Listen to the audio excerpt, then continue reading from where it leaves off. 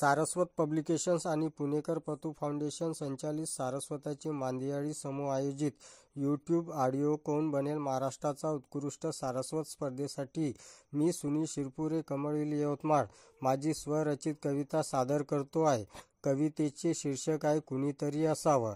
जीवनाच्या वाटेवर पाऊल टाकताना हातात हात धरून चालणारं कुणीतरी असावं।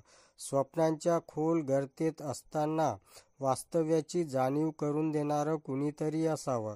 रखरखत्या उन्हात घाम गाळताना सावलीच्या सरीनं स्नान घालणारं कुणीतरी असावं।